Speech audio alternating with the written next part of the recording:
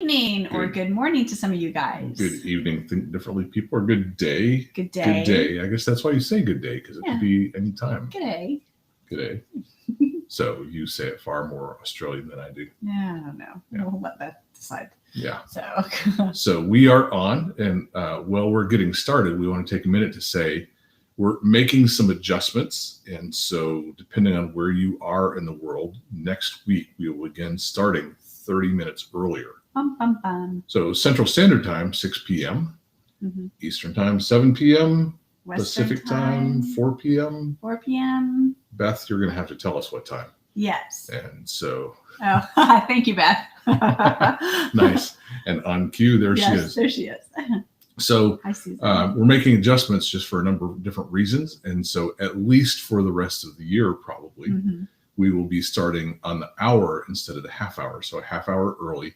We'll mention that again at the end of tonight's class. And so we just wanted to let you guys know, if you schedule your day around our classes, I'm sure. Yeah, that we'll be starting at 6 o'clock. We'll be starting at 6. It's Central Standard Time. And hi, Margie. Hi, Jim. Good evening. Hello. So yeah, we're excited about tonight's class. This is one of our favorites. Yeah. This is overall. Because we are Think Differently Academy, because we're Think Differently Counseling, because all my books are Think Differently. Overall, our main thrust is thinking differently, of course. And it's not just a brand name. It's really what we do. And what we do is we help people understand that their mind works in more ways than they're used to, and help them kind of stretch their mind into some new ways of functioning or ways of thinking. And a lot of times, especially with tonight's class, a lot of times people will maybe feel like they're dumb, or feel like they're broken in some way, or feel shame about something that they don't know why they can't help themselves. And tonight's class in particular is something we do with clients all the time. I think we do this as much as just about anything else we do. Yeah, I combine them with both the 4 levels of the brain and Anatomy of a Stronghold, because they are so complementary. Yeah. They're very powerful together. So you want to quickly say what Anatomy of a Stronghold is, because they'll get 30 minutes of. Oh, yeah. So the Anatomy of a Stronghold is literally kind of just a cycle of a stronghold. And a stronghold is something that keeps you stuck. And when we can look at the lie, the event, and then the lie, and then what happens with the protect and comfort, and then how people respond to the false version of ourselves, which usually recreates the event, or some version of which reinforces the lie, which has you protect and comfort even more. See the cycle? And I don't know why they swallowed the fly. But if that didn't make sense to you, or it intrigues you and you want to go further, certainly the Freedom Path on Think Differently Academy, which is available to gold subscribers. Yeah. It's kind of the main thrust for gold survivors. Gold subscribers. Can we all just say we're survivors? We're all survivors. Yes, because if you're watching, you've survived. Exactly. But so gold subscribers, the main kind of centerpiece of the Think Differently Academy website is the Freedom Path. It's about 27 and a half hours worth of content, but it's really more of an experience than it is content. And somewhere in the middle of the section called Rewire, Polly teaches something called Anatomy of a Stronghold. So if you heard what she said in 2 minutes and want to go, I must know more. If you're not already a gold subscriber, sign up as a gold subscriber. Or it's also in my book. Oh, yeah, it's in your book. I forgot that. Also. Cherished. Shattered Innocence, Restored Hope. You can get it on our TD CAD store. Amazon carries it also. And it's the 3rd edition that you'll want that has it.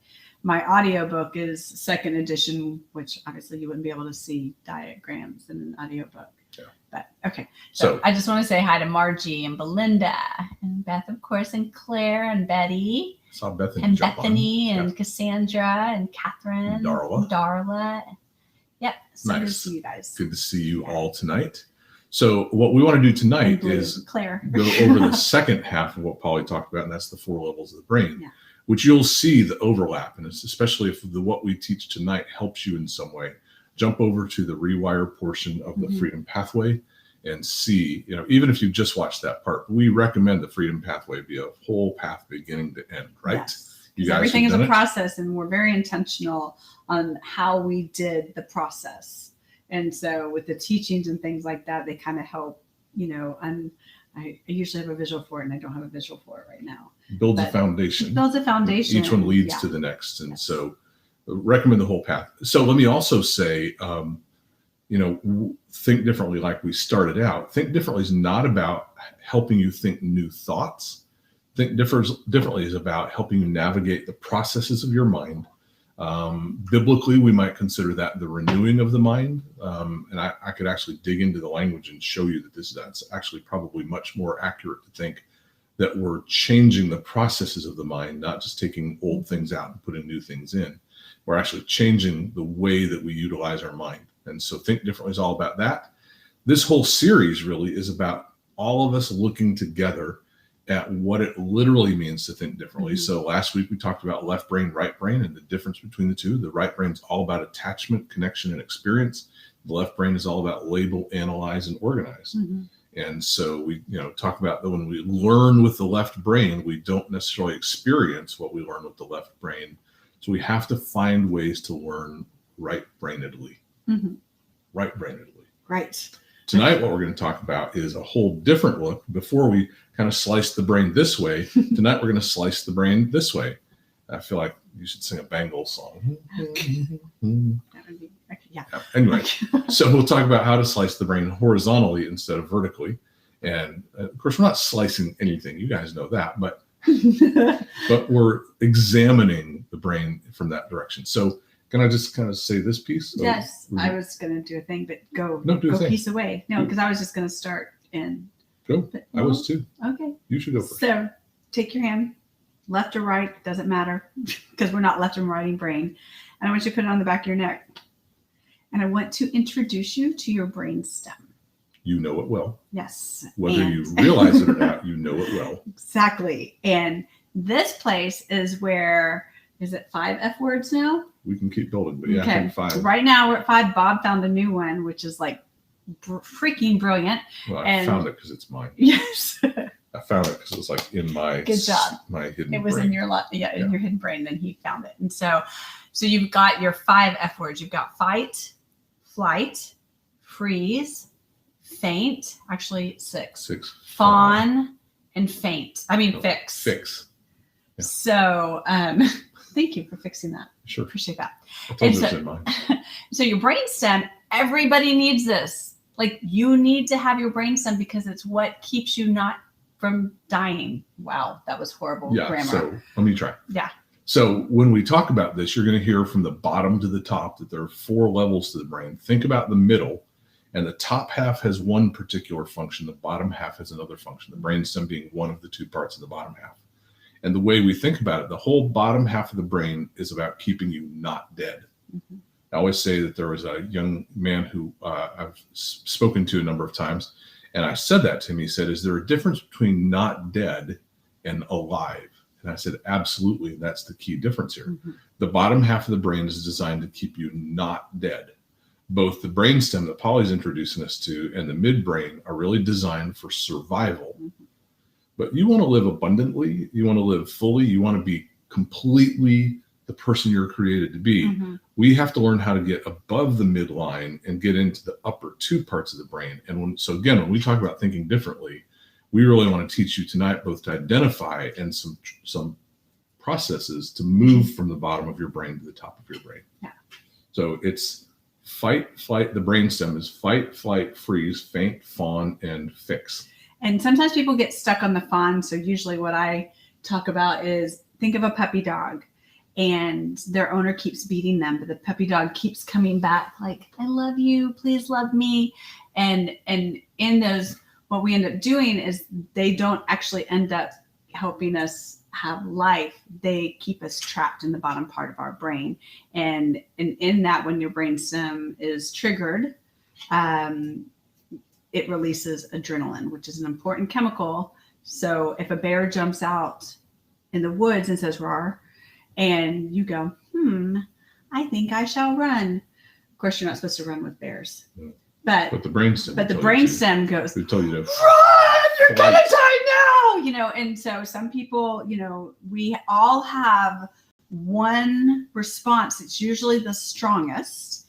And so when I get, used to, when I would get into situations that Nice were catch. hard for me. What? Nice catch. Thank you. And I would feel trapped, so I would freeze or I would flee. So I fix. So, fix would be kind of the classic codependent response. When I'm in my brainstem, I'll look for solutions. How to fix, how to make this okay. So picture this for a second. Just imagine this if we were an unhealthy couple. And we're not. She gets in her brainstem and she starts to freeze. And I go into fix and I go, what's the matter? And the more I'm, what's the matter? The more she's frozen. The more she's frozen, the more I'm, what's the matter? And you can see how people in their brainstem just kind of get in this spiral of downward, unhealthy patterns. And then I either leave or I might even fight. It's like, stop asking me that question. Right. So, yeah. And then the fix in me is going to go, yeah, but I'm just trying to. So you can see the bottom part of the brain. And by the way, when we talk about relationships, Margie, I saw you said this has changed so much for you in the last 3 years. If people are hearing this for the first time, this can change so many things. And quite honestly, we're fairly convinced that a vast majority of humans live most of their life from the bottom half of their brain. And as a result, all they do is repeat the patterns of what their brainstem and their midbrain has learned. So when you're in your brainstem or your midbrain, the bottom half of the brain, there's no capacity in that part of your brain for relationship. It's really about you surviving. So if you feel like if you've got connection issues or dependency issues, you may feel like you are connecting in order to survive, but that's your brainstem, or more accurately, probably your midbrain telling you need that. It's not really genuine connection. And so we'll work our way through those levels. But here's the thing. Polly mentioned how the brain releases adrenaline. It also releases cortisol, and it's supposed to be about a 30-minute burst for the purpose of survival. But if you have chronic trauma, or if you've been through kind of a period of chronic trauma, then what you'll find out is you turn on the faucet and it just keeps running. So rather than be able to kind of prepare for a crisis and fix it and be okay, you kind of live in a constant sense of crisis. And there's often anxiety, not always, but often anxiety comes from the brainstem being kind of in an always on position. And so it's constantly feeding the body adrenaline, which makes you feel kind of, so, hence anxiety. Want to jump up a level? Yeah, let's jump up a level. level. We should say about that. Let's go to midbrain because we only have so much time. That's probably true. Yeah. By the way, if you want to go deeper with this particular teaching, it's also in Rewire, and it's also in our course called the Shame-Free Brain. And so the course called the Shame-Free Brain on Think Differently Academy, these are all things, what we're trying to do with this series is give you a peek at all the different ways that we teach that the brain can change its process. There are so many more that we don't teach. Like every time we learn another good one, we teach it. But if you want to dig into this stuff, that's a whole lot of what Think Differently Academy is about. So move up to the midbrain. Again, still about survival, but the midbrain. Animal instinct. The midbrain is very much about survival in a different way, where the brain stem kind of puts you in that immediate fight, flight, freeze, fawn, faint, fix. The midbrain is really much more about making sure you don't starve, you don't go thirsty, you don't go without sleep. You go potty. It's the one that says, hey, you've got a drive or an appetite, you should probably act on it. Of course, the midbrain's a little more insistent than that. It's like, give me food, give me water. And essentially what we call the midbrain is the scratch the itch part of the brain. If you've ever had an itch and you just can't help it, scratch that itch. Your midbrain is involved in telling you that discomfort you feel, do something about it and do something about it now. Well, most of our appetites are physical appetites, right? So, I'm hungry, I'm tired, I'm thirsty, I've got some kind of physical appetite. But the midbrain also has an appetite, or also has a function, not just to make sure you satisfy physical appetites, but to make sure you don't live with discomfort. It has an appetite for comfort, or an appetite for things to feel okay. So in one sense, it pushes you towards food and water and sleep and all those things you need, but it also pushes you towards things that it believes will bring you comfort, will bring you peace, will bring you numbness. So whatever it can do, It's got an appetite to not feel anxious, to not feel lonely, to not feel depressed, to not feel rejected, to not feel shame. Mm-hmm. And so when we feel those things, the midbrain is the part of your brain that says, hey, that Twinkie over there, that Twinkie might really kind of calm your soul a little bit. And even though you're not necessarily feeling comforted right now, that Twinkie could do that for you. And that bottle of Jack Daniels, or that TV show, or Facebook, or Facebook.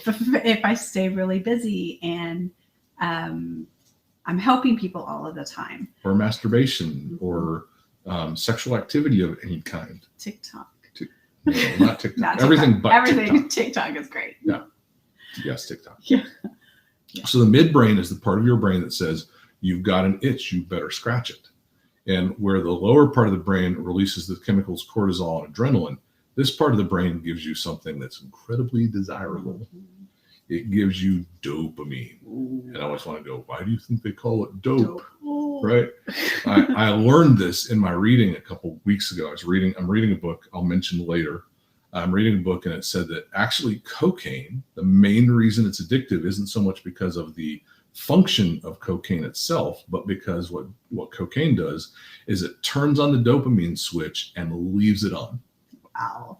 So it's really people who are using coke are actually using dopamine in high quantities. Yeah. But so are people who are drinking coffee. So are people who are, what dopamine is it's a pleasure producer and a painkiller.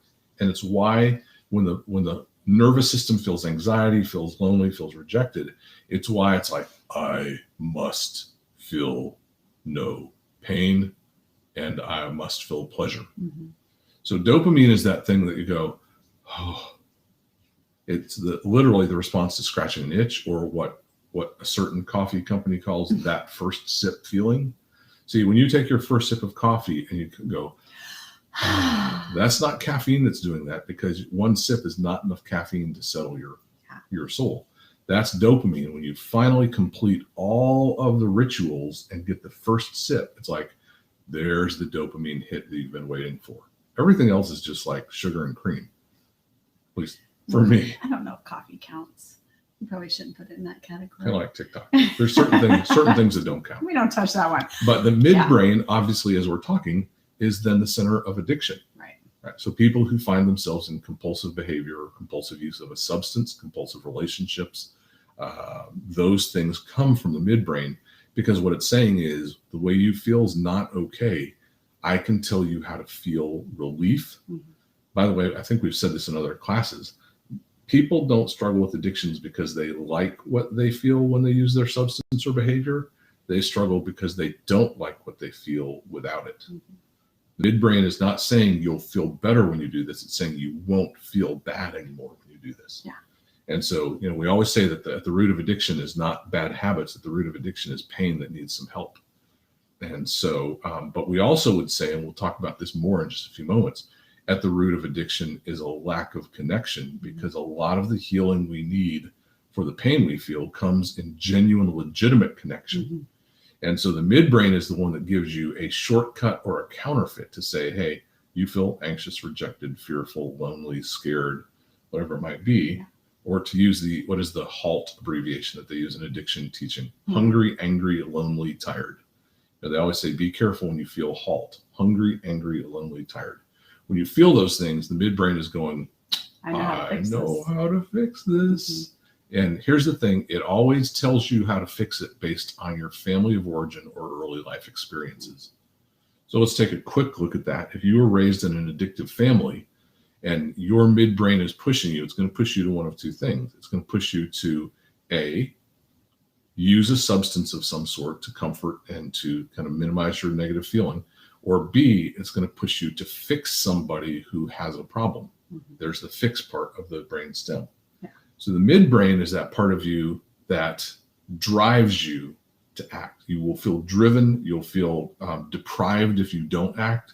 And it's a tricky part of the brain because it really is incredibly experiential and yet not intelligent at all. Yeah.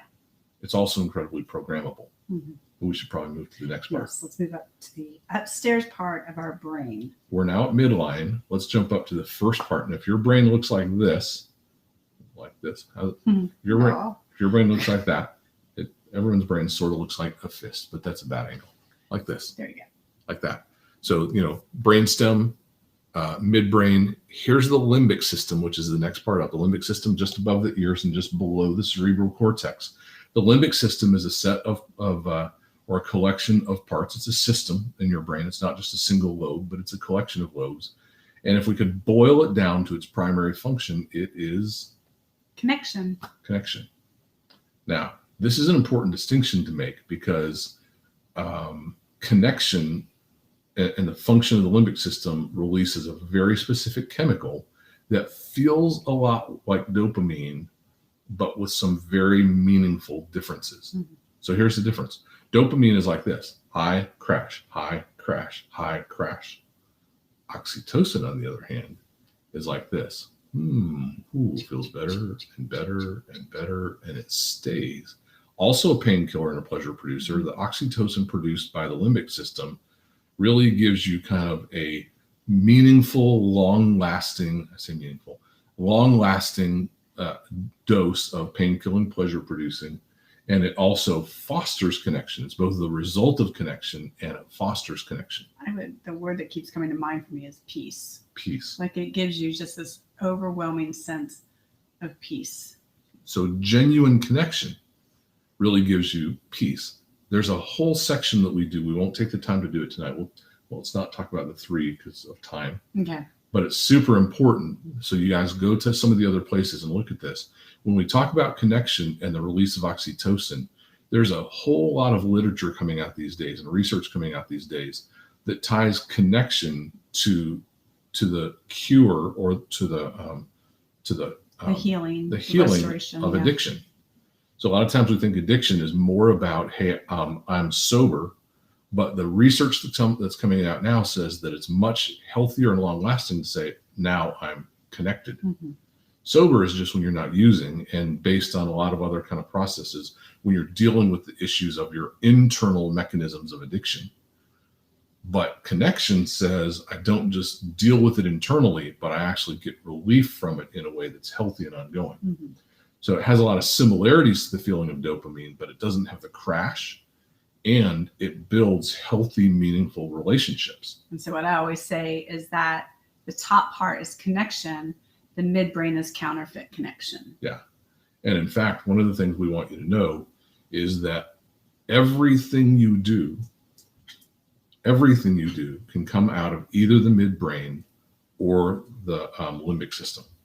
So everything from teaching a class on a Tuesday night, mm-hmm. we could either do that because we're required to, we better do it if we're going to be good teachers. We certainly ought to do it if we were, keep up what we're responsible for, or we can do it because this stuff matters to us and you guys matter to us. And we really want to connect what's in our hearts to the people that, want to engage with us.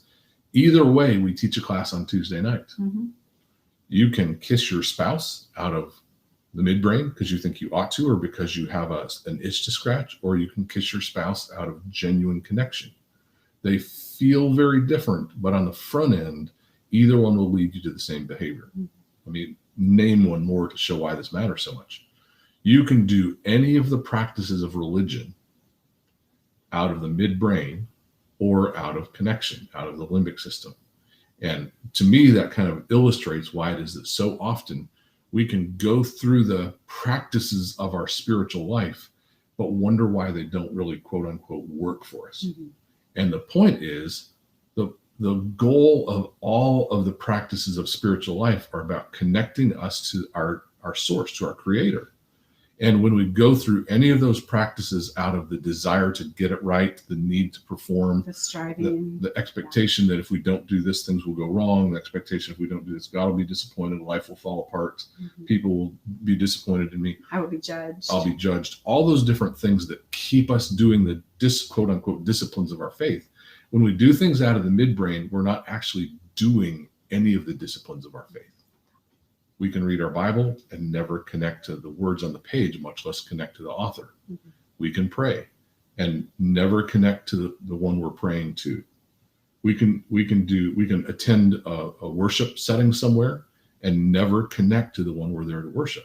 All that because It's a common drive that we feel that we're supposed to do religious behaviors. But if it comes from a supposed to do, you're not actually doing them. Sounds very tree of the knowledge of good and evil, and right? The tree of life. Yeah. And one can give life and one cannot give life, not because it's not good things that people are doing, but because doing them out of compulsion or obligation or striving, those things don't actually connect you to the source of all life. Yeah. That distinction in the brain is perhaps one of the most important things about this teaching, is that everything you do, going to work tomorrow, filling your car with gas, petting your corgi, anything you do can come out of your midbrain or your limbic system. Before we're done tonight, we'll talk about how to move from one to the other, but perhaps we should talk about the neocortex. Yes. So put your hand on your forehead. Oi. So right here in the neocortex, so this would that be this part of the brain? Yep. is identity. And the beautiful thing is it's at the top. Yeah. And I'm going to let you, because you're the one who discovered all of that. But when identity gets to then speak to the connected part, which identity, when you know who you are in the one that has created you, that then gets to speak to the connected part, that then gets to spirit and how we get to connect with each other. All of that then gets to wash through the downstairs part of your brain, and where there's striving and where there's perfectionism, where there's addiction, peace gets to be discovered. Then those things actually get to operate. The lower part of your brain gets to operate in the way it was actually created. Keeps you alive so that you can move into the higher parts. One of the things you'll notice, if we haven't said it overtly, so I will right now, it's hard to get to the upper parts of the brain if the lower part's not satisfied in a meaningful way. Yeah. If the brainstem's triggered, it's hard to really move up into the higher parts of the brain. If the brain is anxious and it's in the midbrain and it's trying to get an itch scratch, it's hard to move up into connection. And it takes connection for us to actually move up into this place of identity. We'll talk about that in some of the teachings that you do. I kind of struggled with that one for a little bit, because I was like, you ought to be able to be yourself no matter what's going on around you. I'll say it now since we're all here. Yeah. Right. But what I realized is you can't really be yourself if you're not connected to both yourself and your creator. Yeah. And so all that to say, here's what happens. The neocortex right here on your forehead, the neocortex is the center of the highest level of thought, sophisticated thought, problem solving, pattern recognition, the ability to pronounce words. I don't think so. It's You're good. all of the things that allow us to be aware. And awareness is, at the center of that is awareness based on your place in the things you're aware of. I am sitting in this room. I'm aware of this. I see this. And the reason why you experience identity at this level is because in that particular case, it's your experience of that awareness. Mm-hmm. So we were talking with our supervision groups, and someone said identity can be such a buzzword. Yeah. Identity is a buzzword if it comes from the midbrain. When it happens up here, it's transformational. When we just hear the word and kind of go, yeah, I know, we talked about that. I read Neil Anderson's book. I've even heard someone else, Bob Hamp, teach about it. And we kind of know all this stuff, but we don't become aware. What's happening is then we're really in a place of we're just scratching an itch, but we haven't really connected. So let's say this, and then I'm going to talk about the forehead for a minute, mm-hmm. and then we'll talk quickly about how to get from here to here. Yes. So here's the thing. Remember Isaiah 55, where God says, or Isaiah says, quoting God, he says, my thoughts are not your thoughts. My ways are not your thoughts. As high as the heavens are above the earth, so are my ways higher than yours. As high as as the heavens are above the earth, so are my thoughts higher than yours. Here's the thing. That word higher in Hebrew, it has a meaning in Hebrew. And then as it's translated into different languages, especially kind of those Eastern languages, you're going to see something important about the meaning of that word. So the primary meaning in Hebrew literally means exalted or lifted up, higher in the sense, not just geographically higher, but elevated. So God is saying, my thoughts are elevated. They're at a higher place, right? And so, but here's the thing, translated just next door into Arabic, and the literal translation of the Arabic word for higher is forehead, right? So the roots of all those words kind of mix together. there's something about coming up to this place of awareness that says, listen, I'm not saying that we can always think like God, but Paul says in 1 Corinthians 2, who's known the thoughts of God that he could instruct him, but we have the mind of Christ. What if what he's telling us is that the mind of Christ is not from here down? That just keeps you not dead. But you want your thoughts to be higher and your ways to be higher. Learn how to move up into this part up here, right below your bangs, right? So let's talk quickly about how to get there. Yes. And then we'll wrap up for the night. Yeah. But I want you guys to hear this. If you've lived from your midbrain down, you might think you're not smart. Mm-hmm. Because the midbrain down isn't designed for intellect, intelligence, or thought process, or problem solving, or connection, or pattern recognition. It's just making sure you don't die. Often people feel like I'm not smart, I'm limited, I'm broken, and what they discover, all these things. Yeah. And they discover if you only live out of the bottom half of your brain, that's not a smart part of your brain. But learn how to make those moves up to those other two parts, and you're going to discover the brilliance that every human being has. Let's talk about the first way to get up. If the brainstem is afraid you're going to die, the quickest way to get out of your brainstem, we'll just name one real quick. The quickest way to get out of your brainstem literally is slow, deep breathing.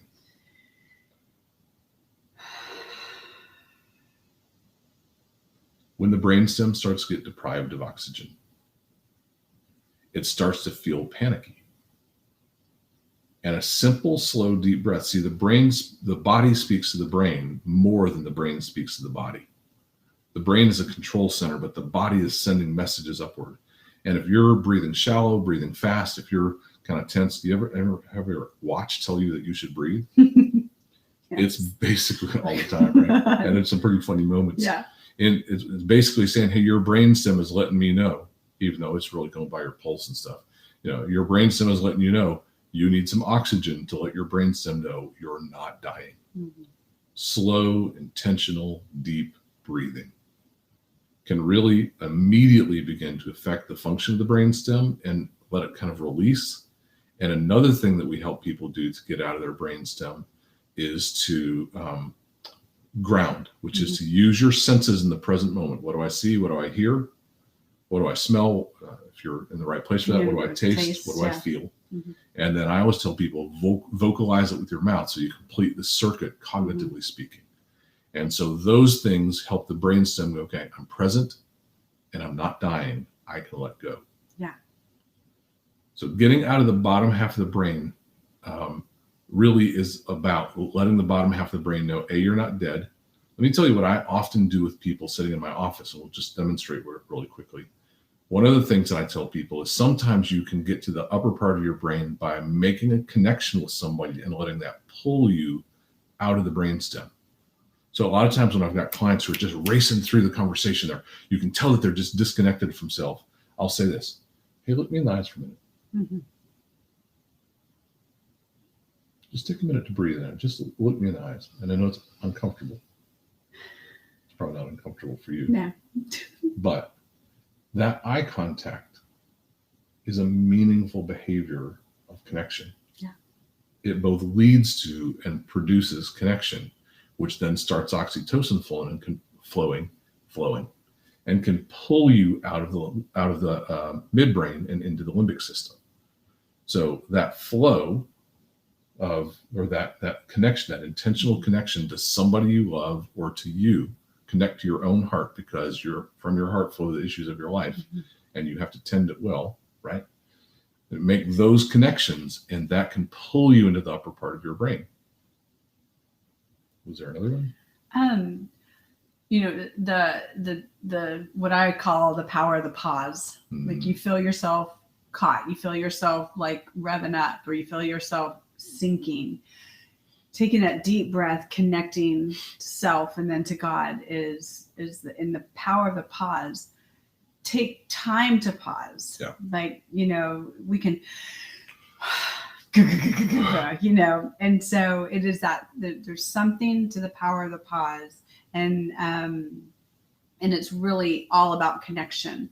And you can even ask, it's like, hey God, is there anything you want to say about this? Or even just say, even if you're like, sometimes we're not on speaking terms with God. It's like, you know what? I don't trust you right now. You kind of ouched me. I feel ouched by you, you know, and it's like, I don't understand some things. So I'm kind of like hesitant about the God thing right now. And so, but just, hey, God. And you remove it from self to source, and you get peace that overwhelms and gets to wash over you. And when you're first learning this, sometimes it can take a while to shift, and that's totally okay. But the coolest thing about this teaching is that your brain, this is all physiological. Like, this is all science. It's not your character. Go ahead. Oh, I'm sorry. No, please go ahead. You're not flawed. You're not broken, and you're not dumb. No. The anatomy of your brain is like the anatomy of every other human brain out there.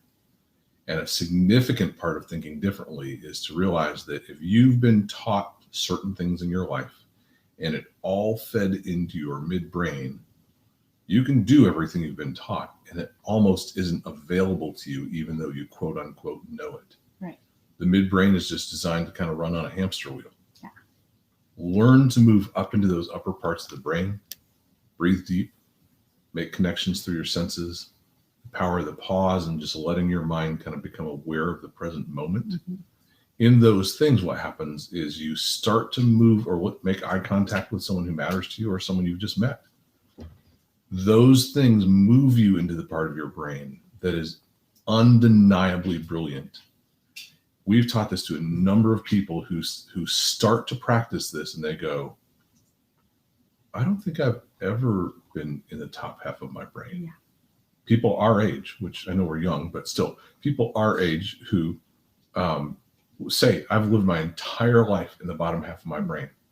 No wonder we think there's something wrong with us if we're using the part of our brain that's designed for survival and hoping that it can produce connection and meaning and pleasure and joy and peace. It can't. Yeah. So just real quick, there is a question that I want to look at real quick. So if I fix something as solving a problem, that's out of the neocortex, not the brainstem. So it's contingent on, like, you know, if there's a crack in the bridge and an architect comes in, or not an architect, oh my gosh, engineer comes in and fixes the bridge. That's his job, to fix the bridge, or her job.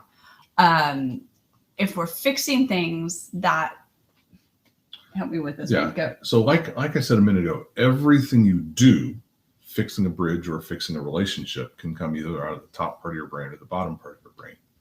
And if you do it out of compulsivity, see, one of the key things is, if we constantly dwell on what we're doing, we're going to miss the fact that you can do things out of more than one part of your brain. That's consistent with the entire book of Proverbs and a number of other places in the Old Testament, where you see that God's always talking about men look on the outside, God looks at the heart. I have a friend of mine who is a psychologist who says the right brain is the biblical equivalent of the heart, right? And so I don't think he can prove that, but I don't think we can really prove what that is. Right. But the point being that everything we do, whether fixing a bridge or a relationship or teach a class, everything we do can come out of either place. And really the point is that if we focus on the behavior, we're going to not even learn the difference between where it comes from. And so our goal isn't to stop fixing bridges or to stop fixing relationships, but to learn how to fix things out of meaningful connection, not out of fear of abandonment. Yeah. To learn how to do the activities of our life out of intentionality, purpose, and identity, and not out of a need to prove that we're adequate. Yeah. And it really isn't so much about what we do, but it's where what we do comes from, both in here and especially up here. So don't get caught thinking just because we use the word fix that it means all fixing is about the bottom part of the brain. People fix all kinds of broken things out of their created design. Yeah.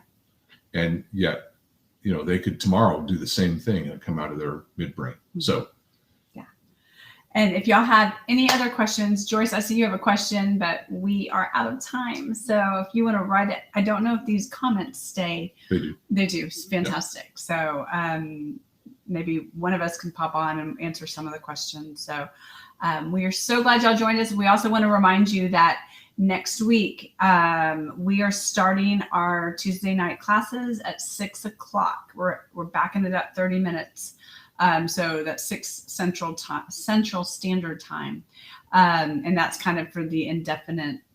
At least for the rest of the year. At least for the rest of the year. And so we just want to let you guys till further notice. We are starting at 6 o'clock, and we'll try to get a little picture up stating that too if you missed it. So all right. You guys have a great evening, and we will talk to you soon. All right. Bye-bye. Bye.